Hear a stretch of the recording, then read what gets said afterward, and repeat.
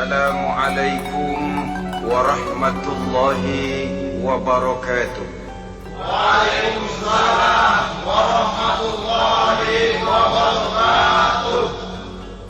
Bismillahirrahmanirrahim.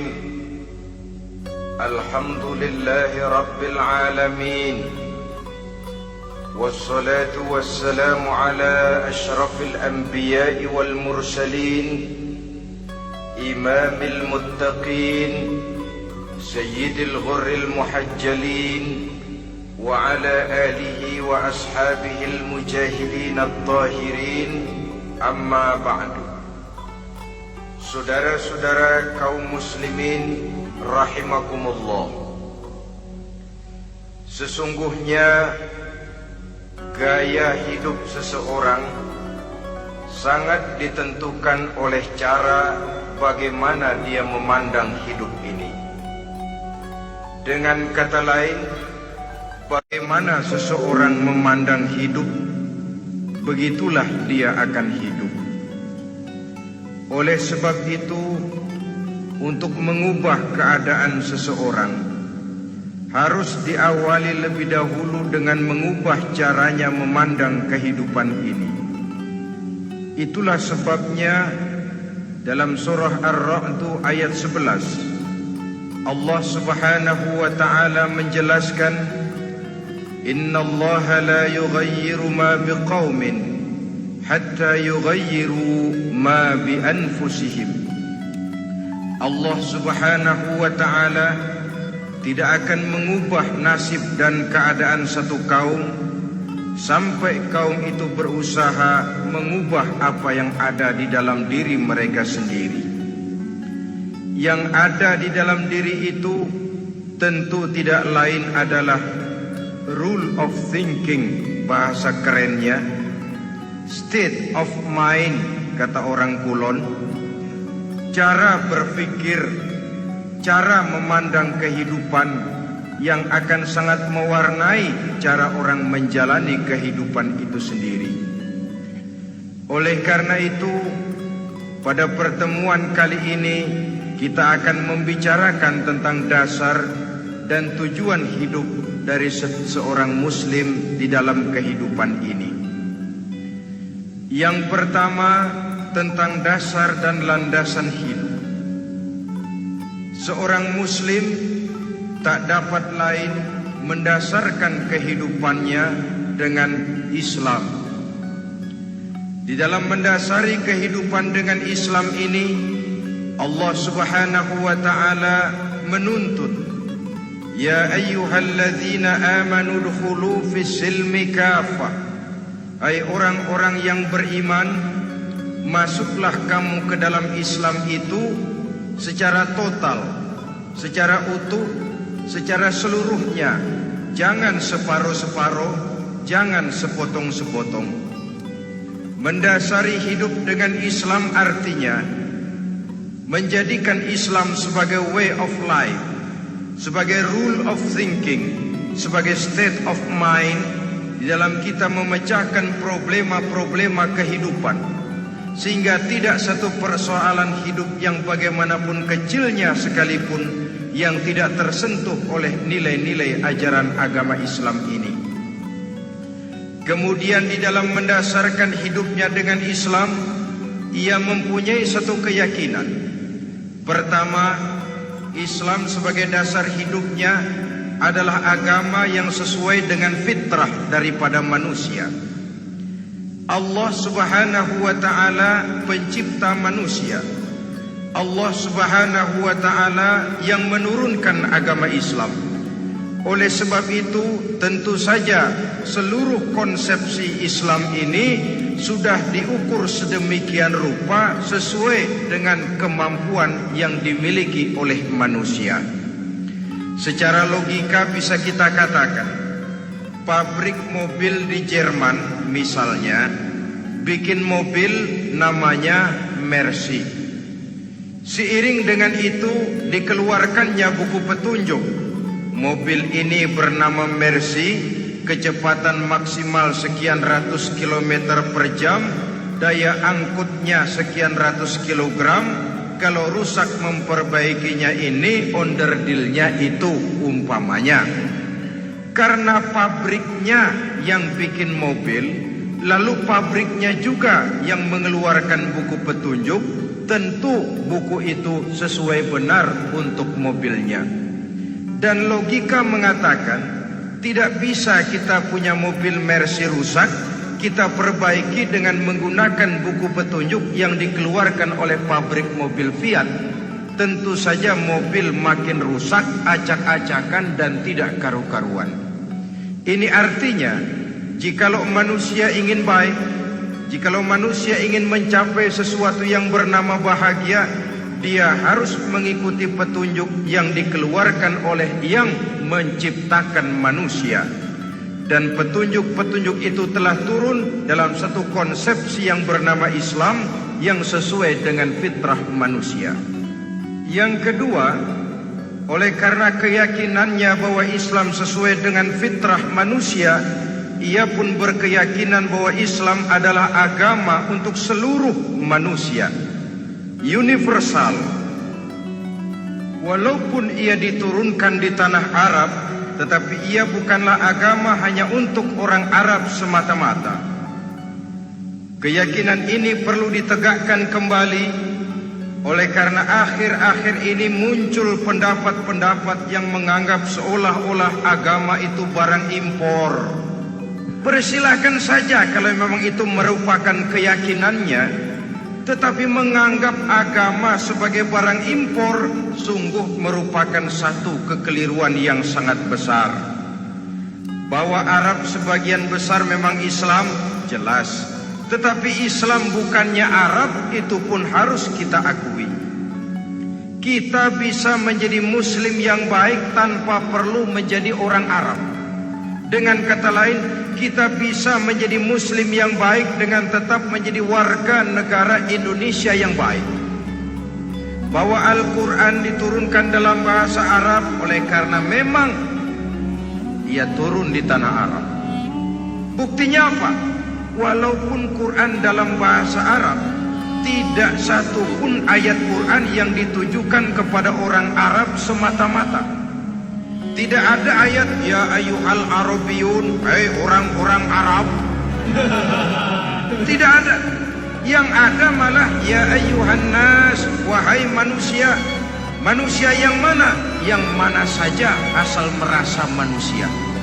Kalau tidak merasa manusia, tidak usah terpanggil dengan ayat tadi. Maka dalam mendasari hidup dengan Islam, kita berkeyakinan Islam adalah agama untuk seluruh manusia. Yang ketiga, di dalam mendasari hidup dengan Islam, kita berkeyakinan Islam adalah agama terakhir yang diturunkan kepada Rasul terakhir. Tidak ada Rasul dan Nabi sesudah Nabi Muhammad, dan tidak ada agama lagi sesudah agama Islam. Dasar-dasar keyakinan ini melembaga dalam pribadi kita, membentuk satu keyakinan yang mendasari kehidupan ini, sehingga tidak satu problema yang bagaimanapun kecilnya dalam kehidupan yang tidak tersentuh oleh nilai-nilai Islam. Sejak kita tidur sampai kita bangun tidur, bahkan tidur itu sendiri dan seluruh kegiatan kehidupan yang kita laksanakan dalam 24 jam, tidak satu pun yang tidak tersentuh oleh nilai-nilai Islam. Inilah pandangan hidup Muslim. Jawaban seorang Muslim terhadap problema-problema kehidupan yang dihadapinya, yang di dalam menjawab problema itu ia Islam oriented, berorientasi kepada nilai-nilai Islam. Apa kata Islam tentang pekerjaan yang dihadapinya? Halal kata Islam, halallah dia katakan. Haram kata Islam, haram dia katakan. Islam oriented. Barometer dalam perbuatannya tidak lain daripada nilai-nilai Islam itu sendiri. Dan kemudian di dalam mendasari kehidupan dengan Islam, ia berkeyakinan Islam adalah satu-satunya agama yang benar. Bahasa kerennya, Islam is the single one, the true religion behind the God. Satu-satunya. Keyakinan ini kelihatannya subjektif, tapi memang inilah pokok daripada kehidupan beragama. Saudara-saudara kaum muslimin rahimakumullah, kalau itulah dasar daripada kehidupan kita sebagai muslim, apa yang menjadi landasannya? Kalau dasar hidup kita Islam, maka landasan hidup kita tidak lain adalah Al-Quran dan sunnah Rasulullah sallallahu alaihi wasallam. Dunia penuh dengan orang-orang besar, dan setiap orang-orang besar itu mempunyai ajaran-ajaran yang pernah jaya, pernah dikumandangkan, didengung-dengungkan, naik ke panggung sejarah untuk kemudian tenggelam. Satu ajaran hanya akan langgeng, satu ajaran hanya akan tahan lama apabila dia turun dari sumber yang serba maha. Kalau dia turun dari manusia, maka sifatnya hanya musim. Yang namanya musim, saudara-saudara, namanya musim tidak bisa dilarang. Tapi kalau sudah selesai, habis sendirian. Itu musim namanya. Musim rambutan. Kalau datang musim rambutan, apa bisa dilarang? Gak boleh musim rambutan. Ya tidak bisa, dia akan tumbuh terus. Tapi manakala musimnya habis. Begitulah nasib dari ajaran yang nisbi, relatif dan temporer apabila dia bersumber dari manusia. Maka satu ajaran hanya akan langgeng, tahan lama apabila dia turun dari sumber yang serba maha. Dan itu sudah turun bernama Al-Quranul Karim. Sedangkan sunnah, saudara-saudara, merupakan penjelasan dari apa yang oleh Quran tidak dijelaskan dalam bentuk yang detail, melengkapi apa yang oleh Al-Quran hanya disebutkan dalam bentuk garis besarnya saja. Baik Quran maupun sunnah kita sebut merupakan dasar, landasan yang primer. Sedangkan untuk memahami Quran dan sunnah, kita memerlukan pendapat-pendapat orang yang ahli di bidang itu. Dalam hal ini kita sebut saja dengan ulama. Dan ini merupakan sumber yang sekunder dari landasan hidup kita sebagai seorang muslim. Dua rel ini, Quran dan sunnah, merupakan landasan di mana kereta api Islam ini berjalan. Quran dan sunnah. Saudara-saudara kaum muslimin rahimakumullah, oleh karenanya marilah kita menjadikan Quran dan sunnah ini sebagai imam di dalam kehidupan kita. Bukankah Rasulullah sallallahu alaihi wasallam pernah memberikan pilihan, man ja'alal Qur'ana amamahu qadahu ilal jannah wa man ja'alal Qur'ana khalfahu saqahu ilan nar. Siapa yang meletakkan Quran di depannya, dijadikannya Quran sebagai imam dan dia sebagai makmum, maka Al-Quran akan membimbing dia ke surga. Ya, surga di dunia ini, lebih-lebih lagi surga di akhirat nanti. Sebaliknya, وَمَنْ جَعَلَ الْقُرْآنَ خَلْفَهُ, siapa yang meletakkan Quran di belakangnya, dia belakangi ajaran dan konsepsi Al-Quran, dia tinggalkan perintah-perintah Al-Quran, maka Al-Quran yang dibelakanginya itu akan mendorong dia ke neraka. Neraka dunia, lebih-lebih neraka di akhirat nanti. Pilihan terserah kita. Jikalau kita mau menjadikan Quran sebagai imam, artinya kita menjadi makmum. Resikonya dimanapun, makmum wajib ikut imam. Imam takbir, makmum takbir, imam ruku, makmum ruku, imam i'tidal, makmum i'tidal. Jikalau Quran imam kita dan kita adalah makmum, maka itu berarti jikalau ke barat komando Quran, ke barat kita pergi. Jikalau ke timur kata Quran, ke timur kita menuju. Jikalau halal kata Quran, halal kita katakan. Jikalau haram kata Quran, haram kita ucapkan. Itu resikonya kita menjadi makmum, menyusun pola hidup yang lebih Qurani. Tapi sebaliknya, ke barat komando Quran, ke timur kita pergi, ke utara kata Quran, ke selatan kita menuju. Halal kata Quran malah kita tidak mau melaksanakannya. Haram kata Quran kita senang bukan main. Artinya kita mau menjadi makmum dan Quran kita jadikan sebagai makmum, kita sendiri malah mau menjadi imam. Kita paksa konsepsi Al-Quran itu supaya sesuai dengan naluri kemanusiaan kita. Mengotak-atik hukum, menghalalkan yang haram, mengharamkan yang halal. Dikala itu landasan hidup kita sudah goyah, tidak lagi sebagai landasan tempat kita bertolak, tetapi malah menjadi satu landasan yang kita injak-injak. Sesungguhnya saudara-saudara, Quran tidak akan membawa berkah, tidak akan menjadi rahmatun wa syifaun lil mu'minin, menjadi penyembuh, menjadi rahmah bagi orang-orang beriman apabila yang kita baca itu kita injak-injak di dalam kehidupan.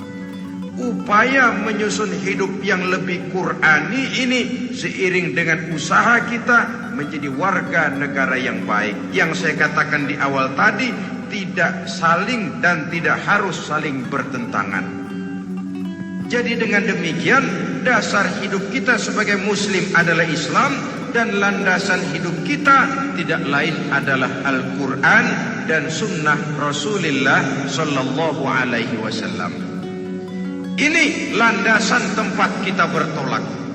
Ini yang mewarnai gaya kehidupan kita. Apapun yang mau kita lakukan, tempat kita bertanya lebih dahulu Quran dan sunnah. Saya mau melakukan pekerjaan ini, apa kata Quran? Saya mau pergi ke tempat ini, apa kata Quran? Saya mau berusaha dengan mengerjakan perusahaan ini, apa kata Quran? Merupakan landasan daripada kehidupan kita. Ini yang saya katakan tadi, membentuk rule of thinking, state of mind, bahwa gaya kehidupan kita diwarnai oleh landasan hidup yang bertumpu pada ajaran Al-Quranul Karim dan sunnah Rasulullah Sallallahu Alaihi Wasallam. Baiklah ya, ini yang pertama tentang dasar dan landasan hidup. Yang kedua tentang tujuan hidup.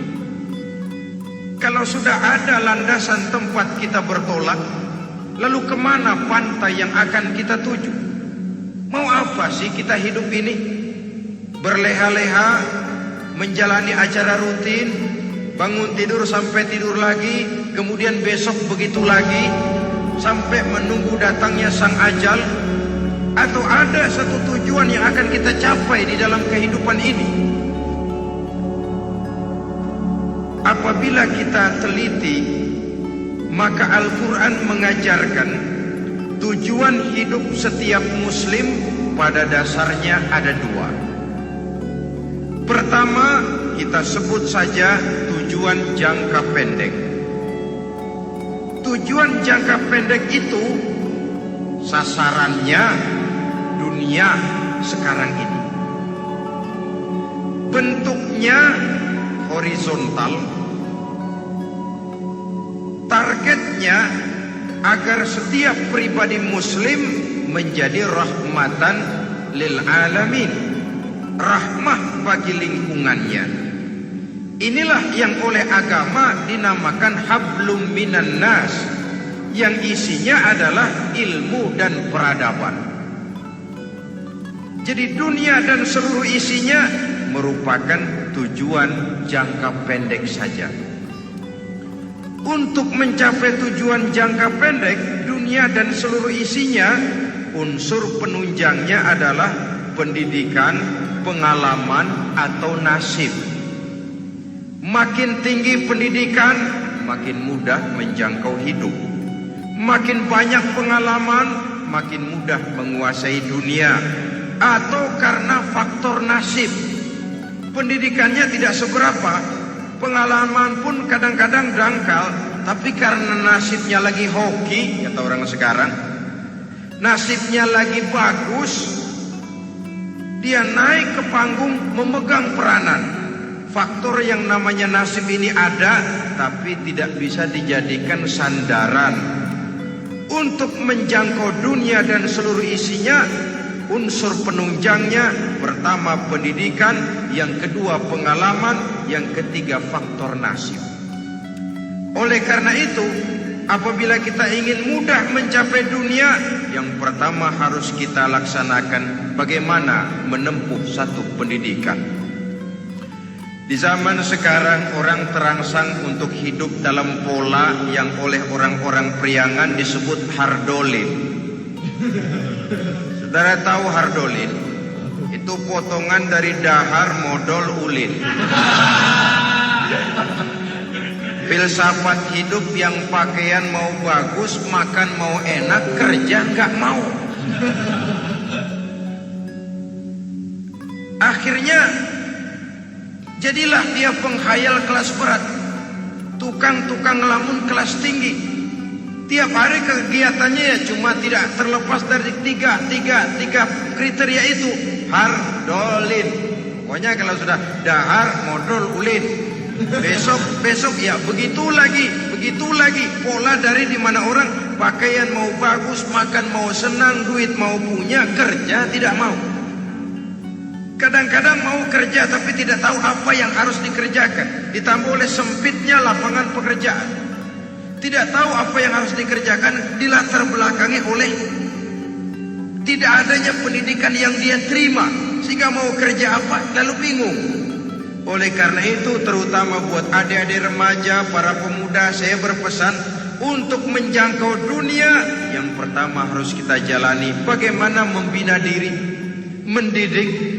Taruh kata drop out, putus sekolah, tapi drop out bukan halangan bagi tumbuhnya cita-cita yang mulia. Bahkan ada orang bilang many a great man starts as a newspaper boy. Banyak orang-orang besar yang memulai pekerjaannya dagang koran. Putus sekolah bukan merupakan halangan bagi tumbuhnya cita-cita yang mulia. Dan tidak sedikit orang-orang besar yang tidak keluaran perguruan tinggi. Tidak sedikit orang-orang besar yang tidak merupakan produk dari perguruan tinggi tertentu, tapi kerajinannya belajar, banyak membaca, banyak bergaul, autodidak. Syukur kalau masih bisa menempuh pendidikan yang formal. Kekurangan ekonomi, kemiskinan keluarga jangan menjadi penghalang bagi tumbuhnya cita-cita yang tinggi untuk menempuh karier pendidikan yang baik. Ini memang pahit, tapi bagaimanapun kata orang, lebih baik makan singkong beneran daripada makan roti ngimpi. Artinya jikalau memang perlu, lebih baik sekolah sambil dagang koran, nyemir sepatu, parkir mobil, daripada hardolin itu tadi. Tanpa prospek hari depan yang ada artinya. Dan pendidikan memang merupakan sesuatu yang pahit, tapi tanpa ini rasanya kita akan sulit untuk menjangkau dunia, tersisih di pojok-pojok kehidupan. Jangan lalu bilang, manusia kan rezekinya sudah dijamin oleh Allah, ayam saja ada rezekinya. Of course. Tapi jangan lupa, cara ayam cari rezeki dengan cara manusia cari rezeki lain. Kalau ayam cari rezeki dari tahun atu, modalnya cuma ceker sama patok. Kalau ayam mah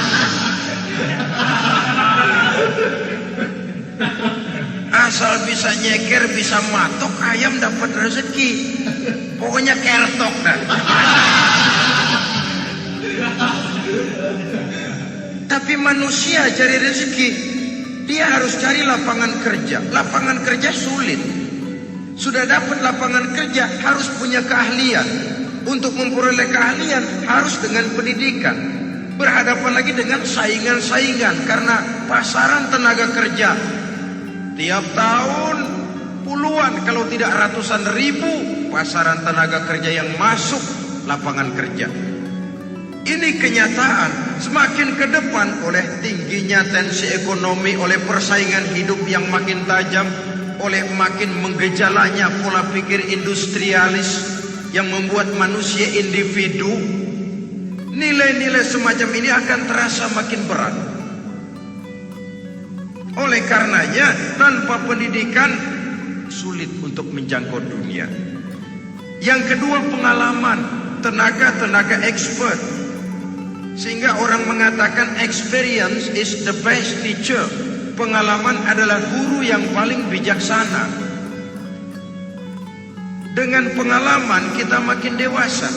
Dan orang sering mengatakan kegagalan hakikatnya adalah keberhasilan yang tertunda. Jangan takut gagal. Kalau itu akan mengantarkan kita kepada pola hidup yang lebih dewasa, lebih tegar, lebih sanggup menghadapi kesulitan-kesulitan.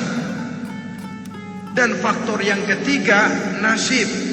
Kadang-kadang orang pendidikannya tidak ada, kadang-kadang pengalamannya tidak seberapa, tapi karena nasib, engkongnya misalnya jadi komandan Hansip, dia naik jadi anggota Hansip. Itu karena faktor nasib saja. Yang ketiga ini ada, tapi tidak bisa dijadikan sandaran dalam arti bahwa kita lalu mengandalkan nasib. Lo nanti udah gede mau jadi apa? Gue sih gimana nasib aja dah. Jadi orang syukur, jadi gembel nasib. Tidak bisa kita menghadapi hidup dalam satu alur spekulasi. Tidak bisa kita menjalani skenario kehidupan ini dengan bersikap untung-untungan. Karena kehidupan walaupun tidak bisa dipastikan, paling kurang bisa dirancang, bisa direncanakan, bisa ditargetkan, bisa dianalisa kemungkinan-kemungkinannya. Walaupun tidak bisa dipastikan, tapi bisa diperhitungkan. Sebagai manusia yang terikat oleh causality, oleh hukum sebab akibat, sewajarnya kita memperhitungkan kemungkinan-kemungkinan itu. Kira-kira 5, 10, 15 tahun yang akan datang, sejauh mana kesulitan-kesulitan dalam kehidupan ini, sejauh mana persaingan dalam hidup, sejauh mana tenaga kerja dibutuhkan, sejauh mana keahlian dan skill menunjang ke arah itu. Kalau tidak, kita akan tersisih di sudut-sudut kehidupan untuk lebih banyak jadi penonton daripada menjadi pemain. Padahal kita ingin jadi pemain, kita ingin aktif, kita ingin punya peranan karena kita oleh agama dituntut menjadi rahmatan lil alamin, menjadi rahmah bagi lingkungan di mana kita tinggal, mewarnai lingkungan, bukan cuma diwarnai oleh lingkungan itu sendiri. Itu tadi tujuan jangka pendek sebagai tujuan yang pertama. Yang kedua, tujuan jangka panjang. Tujuan jangka panjang ini sasarannya adalah akhirat. Bentuknya vertikal, targetnya adalah mardotillah atau ridho daripada Allah. Dan ini yang oleh agama dinamakan dengan hablum minallah, tali vertikal yang menghubungkan manusia langsung dengan Tuhannya. Untuk mencapai tujuan jangka panjang akhirat ini, unsur penunjangnya adalah prestasi ibadah. Kalau untuk tujuan jangka pendek, dunia dan seluruh isinya, pendidikan, pengalaman, dan nasib memegang peranan yang sangat penting, maka untuk akhirat, pendidikan, pengalaman, nasib tidak punya pengaruh banyak. Unsur penunjangnya adalah prestasi ibadah.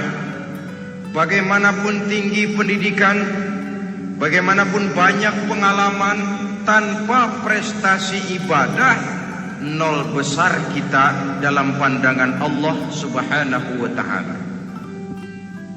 Saudara-saudara kaum muslimin rahimakumullah, itu sebabnya seorang muslim sholat, puasa, haji, zakat, yang kalaupun ada target dunia itu cuma side effect saja, sekedar satu efek sampingan. Target utamanya tetap tujuan jangka panjang, akhirat dan ridho Allah. Kenapa kita sholat? Untuk mencari ridho Allah. Kenapa kita laksanakan ibadah haji? Untuk mencari ridho Allah. Kita bangun di keheningan malam untuk mencari ridho Allah. Kalau ada akibat dunia, itu cuma akibat sekunder saja. Ada misalnya orang karena tekun ibadah rezekinya lancar, itu baru persekot, baru tanda jadi. Kadang-kadang persekotnya saja sudah nikmat kok, apalagi cashnya, kontannya. Sebaliknya kalau ada orang rajin ibadah rezekinya seret, jangan jadi alasan. Kok lu nggak sembahyang? Alah, tetangga gua rajin sembahyang melarat terus. Ya memang sholat itu bukan dengan target dunia, target akhirat, saudara-saudara. Oleh sebab itu, seorang muslim adalah seorang yang berpandangan luas, berjiwa lapang. Maksudnya apa? Tujuan jangka pendek dan jangka panjang ini harus dia raih kedua-duanya.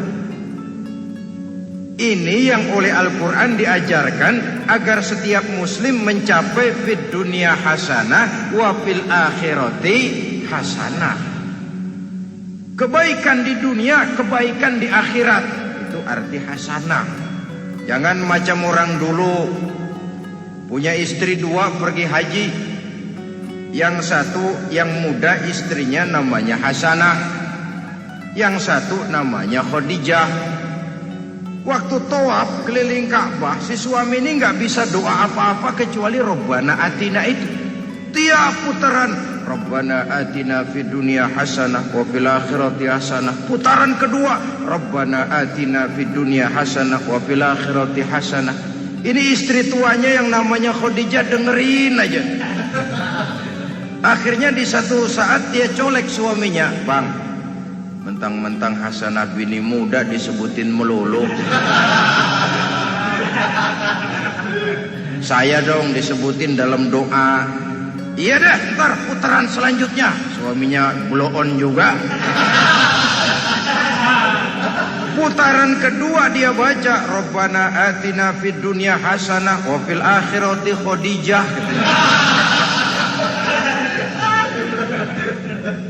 Saudara-saudara, itu makna refleksi daripada doa tadi itu, doa sapu jagat.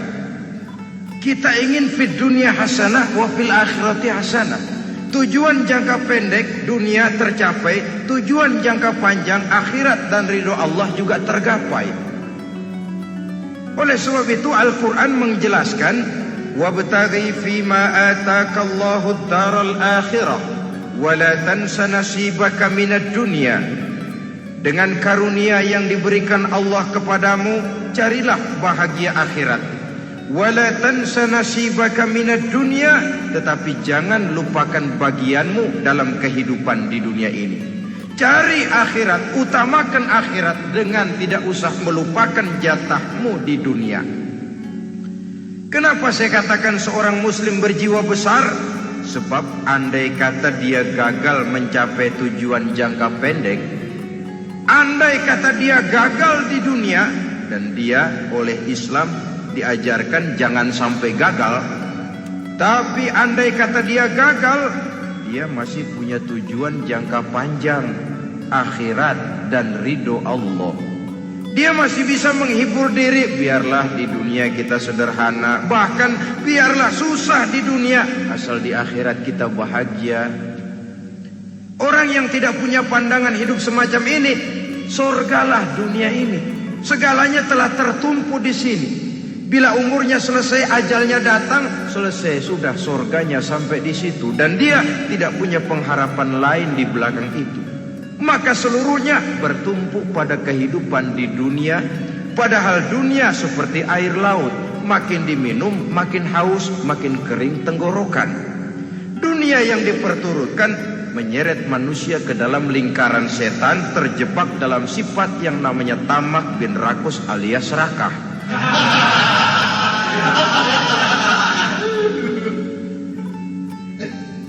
Andai kata dia gagal untuk tujuan jangka pendek, dia masih punya tujuan jangka panjang, akhirat.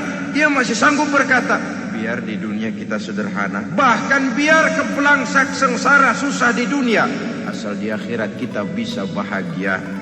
Kan masih ada harapan. Yang paling bangpak,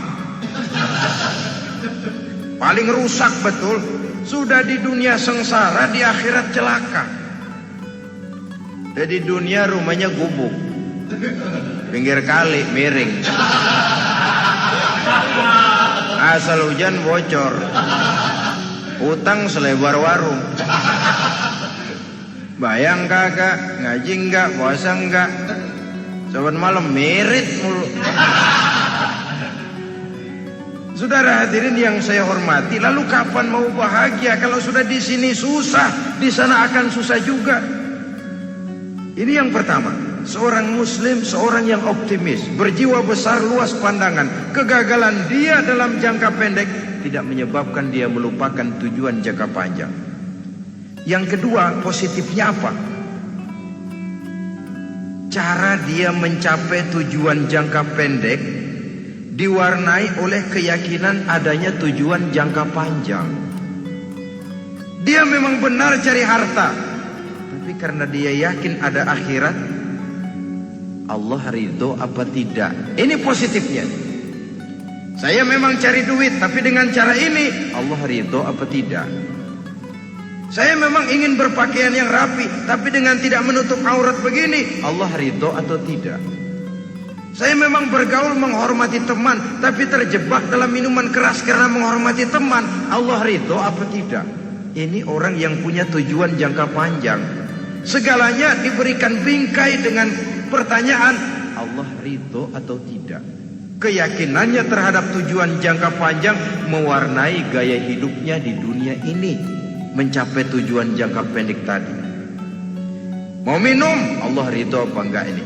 Mau makan, yang saya makan Allah ridho apa enggak ini? Pendeknya apapun yang mau dia kerjakan, karena dia punya keyakinan tujuan jangka panjang, dia selalu menimbang terhadap ridho Allah tadi. Jadi tanpa prestasi ibadah, kita nol besar dalam pandangan Allah. Ini nilai manusia yang hakiki di sini. Ini makna inna akramakum indallahi atqakum. Di akhirat nanti kan tidak pernah akan disidang, kamu pendidikan setinggi apa? Tidak. Gelarmu berapa renteng? Profesor, doktor? Tidak. Akhirat hanya menyidang kau sholat atau tidak, kau puasa atau tidak, kau zakat atau tidak. Diberikan kamu harta yang banyak, dari mana kau dapat, kemana kau belanjakan. Prestasi ibadah itu yang ditanya. Setinggi apa pendidikan, sebanyak apa pengalaman, no problem. Tidak jadi masalah di akhirat itu. Prestasi ibadah itu yang akan kita persembahkan di hadapan Allah. Itu makna inna akramakum indallahi atqakum. Kerbau dinilai dari dagingnya, makin gemuk makin mahal harganya. Tapi ada perkutut lebih mahal dari kerbau. Perkutut itu mahalan mentahnya loh daripada matangnya. Karena harga perkutut pada suaranya. Lalu di mana harga manusia yang paling gemuk? Tidak. Suaranya, oh kalau manusia dinilai dari suaranya, barangkali Madonna nomor awal masuk surga. Hanyalah dengan prestasi ibadah kita bisa mencapai tujuan jangka panjang, akhirat dan ridho Allah. Nah baiklah ya, kalau sudah jelas bahwa kita punya dua tujuan jangka hidup, jangka pendek dan jangka panjang, bagaimana Islam mengajarkan kita meraih dua ini? Pada prinsipnya Islam mengajarkan sistem keseimbangan. Dalam berbagai aspek kehidupan, keseimbangan ini nampak dengan nyata diajarkan oleh agama kita. Seperti ayat yang saya bacakan tadi. Dengan karunia yang diberikan Allah kepadamu, cari negeri akhirat, tapi jangan lupakan bagianmu di dunia ini. Dalam bentuk yang lebih nyata, bekerjalah untuk duniamu seolah kau akan hidup buat selamanya, tapi bekerjalah buat akhiratmu seolah kau akan mati besok.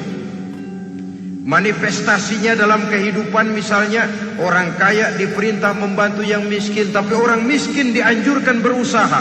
Jangan mengandalkan hidup kepada yang kaya, seimbang. Kamu kaya, betul Pak, bantu yang miskin. Kamu miskin, iya Pak, berusaha, seimbang. Tuan rumah diwajibkan menghormati tamu, tamu diwajibkan tahu diri, seimbang. Jadi bagaimana kalau sudah kita bekerja di sawah, di ladang, di pasar, di kantor, anggap kita akan hidup selamanya agar timbul gairah kerja. Tapi kalau sudah sholat, anggap kita akan mati besok supaya timbul khusyuknya. Nah, titik tekannya di mana? Stresnya itu. Walaupun Islam mengajarkan sistem keseimbangan, tapi Al-Quran tetap menggarisbawahi walal akhiratu khairul laka minal, bahwa bagaimanapun seimbangnya, akhirat itu lebih utama daripada dunia. Bagaimana implementasinya? Kata orang-orang tua, kalau kita menanam padi, rumput pasti tumbuh, tapi nanam rumput jangan mimpi tumbuh padi. Maksudnya apa? Kalau satu perbuatan kita niatkan karena Allah, dunianya pasti ikut. Tapi kalau satu perbuatan diniatkan karena dunia semata-mata, akhirat akan hilang. Sebab itu, biasakanlah berbuat sesuatu baik untuk tujuan jangka pendek, lebih-lebih untuk tujuan jangka panjang, dengan motif lillahi ta'ala. Jadi saya ulangi, satu perbuatan kalau sudah diniatkan karena Allah, dunia biasanya ikut. Tapi kalau diniatkan karena dunia semata-mata, akhirat akan luput. Padahal itu titik tekannya, walal akhiratu khairul laka minal ula. Saudara-saudara kaum muslimin rahimakumullah, ini tujuan hidup. Jadi landasan tempat kita bertolak sudah jelas, pantai yang akan kita tuju dalam kehidupan ini juga sudah nyata. Kita ingin mencapai apa yang dinamakan fid dunya hasanah wa fil akhirati hasanah. Untuk itu perlu ada keseimbangan, tetapi titik tekannya tetap akhirat lebih utama daripada kehidupan dunia ini. Sekarang kalau sudah ada dasar hidup, sudah ada tujuan yang akan kita capai, tentu harus ada alat untuk mencapainya. Semuanya perlu sarana. Bahkan pada hakikatnya dalam kaidah usul fikih, para ulama mengajarkan lil wasail hukmul maqasid. Sarana dan tujuan hukumnya sama. Ini mestinya mendidik umat Islam jadi pinter.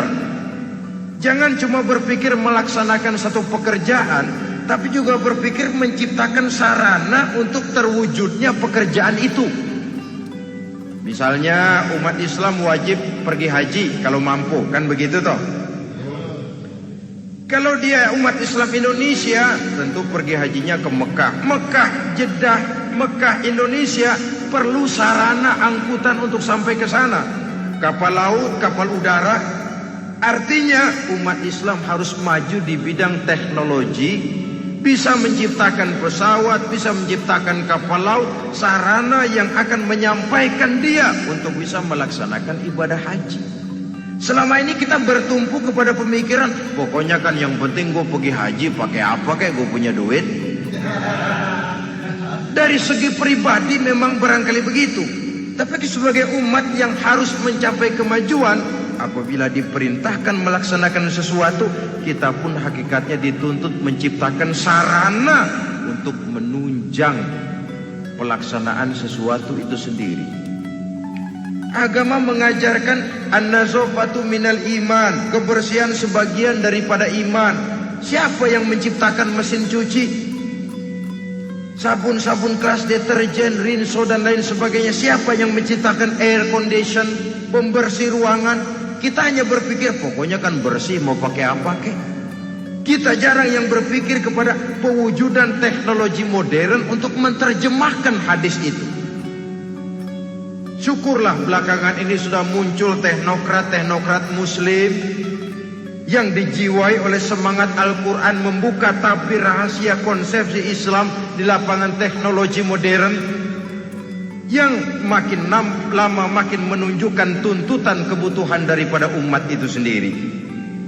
Dengan demikian, apabila ada tujuan hidup, kita memerlukan alat untuk mencapai tujuan tadi. Supaya tujuan fid dunia hasanah wa fil akhirati hasanah tercapai, apa alat yang harus kita pakai? Kita lihat surah At-Taubah ayat 111 memberikan jawaban. Innallaha ashtara minal mu'minina anfusahum wa amwalahum bi anna lahumul jannah. Sesungguhnya Allah telah membeli dari orang-orang beriman diri mereka, harta mereka, bahwa sesungguhnya bagi mereka adalah surga. Coba kita simak ayat ini sejenak, akan nampak dengan jelas bahwa ayat ini hakikatnya merupakan satu transaksi yang nyata benar antara kita dengan Allah. Transaksi jual beli sudah terjadi, dan itu langsung dengan Allah, tertuang dalam pernyataan Quran. Pembeli Allah, penjual kita orang-orang beriman. Dagangannya adalah anfus dan amwal, harganya adalah surga. Itu sudah tanda tangan pernyataan kita siap jual beli ya Allah. Apalagi baiat kita apa? Inna solati wa nusuki wa mahyaya wa mamati lillahi rabbil alamin. Solatku, ibadahku, hidup dan matiku cuma untuk Allah Tuhan seluruh sekalian alam. Minimalnya 5 kali sehari semalam baiat ini kita ulang dan kita ulang. Kenapa lalu kita tidak konsekuen? Dalam konteksnya dengan persoalan, maka alat hidup kita itu ada 2. Pertama, anfus. Ini bentuk mufrad dari jamaknya. Bentuk jamak dari mufrad nafsun.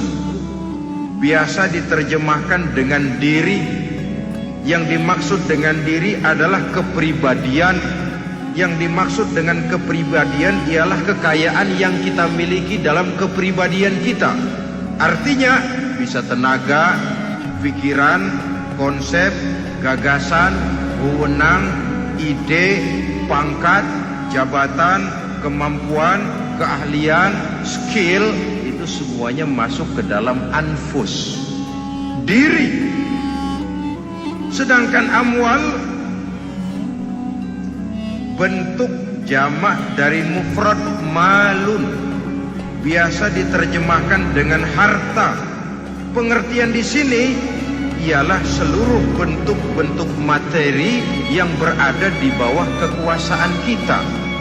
Bisa rumah, bisa uang, bisa tanah, bisa kebun, bisa pabrik, bisa peternakan, itu semuanya amwal.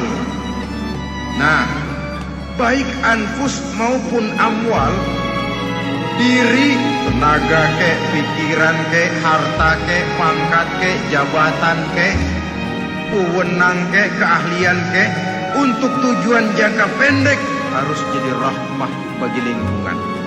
Untuk tujuan jangka panjang harus menunjang jalan menuju ridho Allah.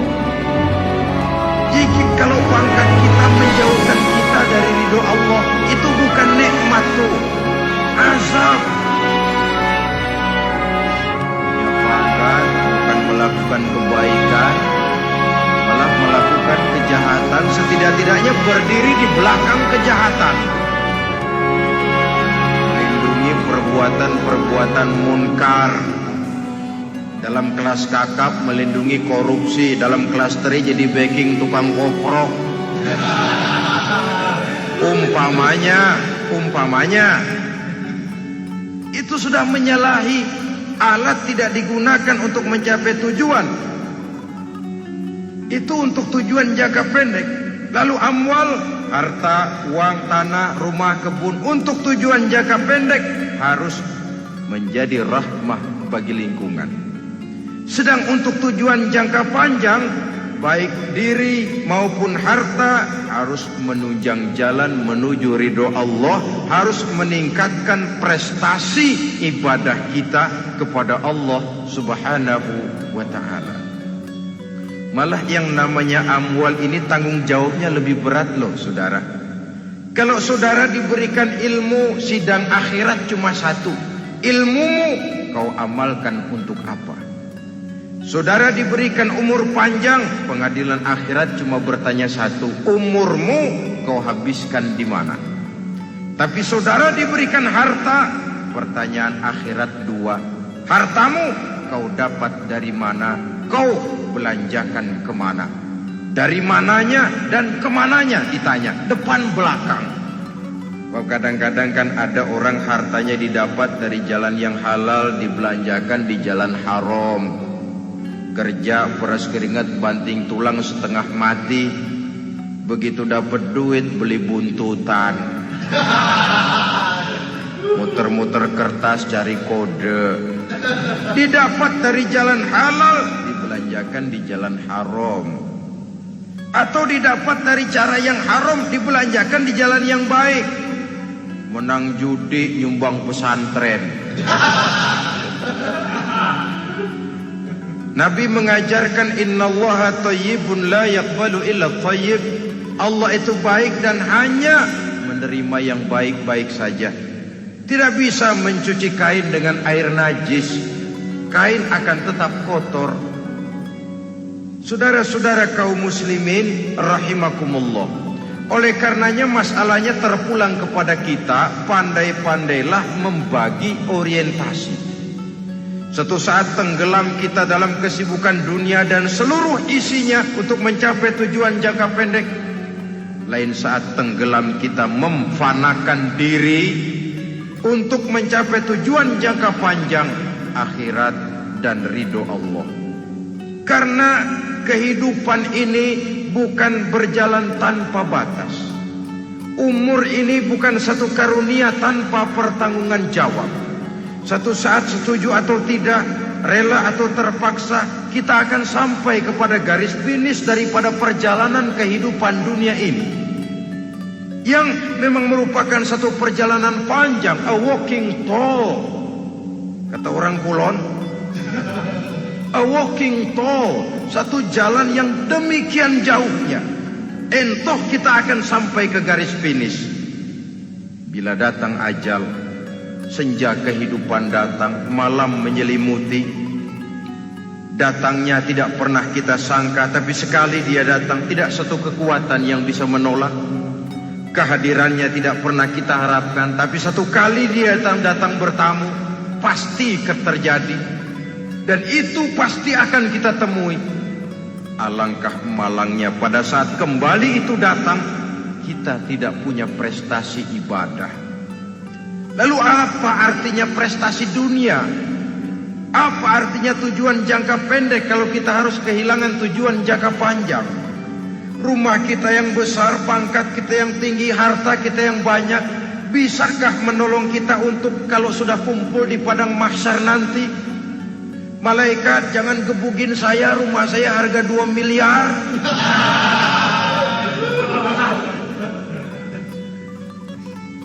Sudahlah malaikat, damai saja, itu Rolls Royce saya. Pakai saja malaikat, pakai.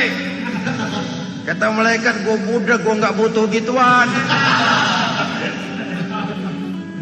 Hanya prestasi ibadah yang bisa menyelamatkan kita pada kondisi semacam itu. Jadi oleh karena itu saudara-saudara, biar di dunia ini rumah kita besar, mobil bagus, uang banyak, pabrik ada, usaha lancar, asal di akhirat masuk surga aja. Gak apa-apa. Daripada di dunia sengsara, di akhirat neraka, senangnya kapan? Sudah di sini sengsara, di sana keblangsak. Itu yang orang-orang tua bilang lacur kuda namanya. pelan dipecut, kenceng digentak, setengah mati, serba salah. Kuda kalau bisa ngomong, gue setengah mati, serba salah. Pelan dipecut, kekencengan ditarik, itu yang namanya lacur kuda begitu. Serba salah posisinya. Untuk itu pandai-pandailah membagi orientasi supaya tercapai tujuan ideal ini, fid dunya hasanah wa fil akhirati hasanah. Ini tentang tujuan hidup. Nah, untuk mencapai tujuan ini kita tidak berjalan sendiri. Kita perlu teman hidup. Di samping teman hidup ada pula lawan hidup. Siapa teman hidup kita untuk mencapai tujuan hidup ini? Dalam arti sempit, teman hidup kita suami istri yang taat kepada Allah. Suami istri lebih dari sekedar satu pasangan, juga saling melengkapi, merupakan bagian daripada kehidupan. Suami adalah teman istri, istri adalah teman suami untuk mencapai tujuan hidup tadi. Mencapai fid dunya hasanah wa fil akhirati hasanah. Seiring, seirama, selaras, serasi, seimbang, kata orang sekarang. Teman dalam arti sempit. Adapun teman dalam arti luas, setiap orang yang pandangan hidupnya sama dengan kita. Setiap orang yang akidahnya sama dengan kita. Terlepas dari suku bangsa apapun, warna kulit apapun, bahasa apapun, jikalau keyakinannya sama, pandangan hidupnya sama, dia adalah saudara kita dalam artian yang luas. Islam tidak kenal teritorial, maka tidak ada itu Islam Jepang. Ya walaupun secara formalnya ada, tapi informal, Muslim adalah Muslim, diikat dengan akidah. Itu teman hidup. Lalu lawan hidup siapa? Pertama iblis, dalam segala bentuk dan implementasinya. Yang kedua, setiap orang yang pandangan hidupnya tidak sama dengan kita secara ideologis, itulah lawan hidup kita. Maka yang teman jadikan teman, yang lawan jadikan lawan. Jangan teman dijadikan lawan, lawan dijadikan teman. Itu namanya kopiah dipasang di kaki, pak bakyak naik ke jidat. Wajar kalau kepala lalu jadi benjol. Salah milih teman, salah cari lawan. Salah milih teman, salah cari lawan. Akibatnya kita yang akan susah di kemudian hari nanti. Saudara-saudara kaum muslimin rahimakumullah, oleh karenanya pandai-pandailah dalam hidup ini. Yang teman jadikan teman, yang lawan jadikan lawan. Kalau lawan kita jadikan teman, sementara teman kita jadikan lawan, dan itu apa yang banyak terjadi dalam praktek kehidupan, kita tidak akan bisa mencapai tujuan karena akan tertarung di kaki sendiri. Nah, ini sajalah yang kita bicarakan pada pertemuan kali ini. Mudah-mudahan ada manfaatnya. Terima kasih atas segala perhatian. Mohon maaf atas segala kekurangan. Usikum wa nafsi bitaqwallah. Wassalamualaikum warahmatullahi wabarakatuh.